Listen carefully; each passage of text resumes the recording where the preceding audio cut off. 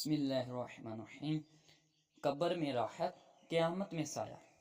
حضور پاک صاحب لولاک سیاح افلاک صلی اللہ تعالی علیہ وآلہ وسلم نے فرمایا، بے شک صدقہ کرنے والوں کو صدقہ قبر کی گرمی سے بچاتا ہے، اور بلا شبہ مسلمان قیامت کے دن اپنے صدقے کے سائے میں ہوگا۔ سبحان اللہ۔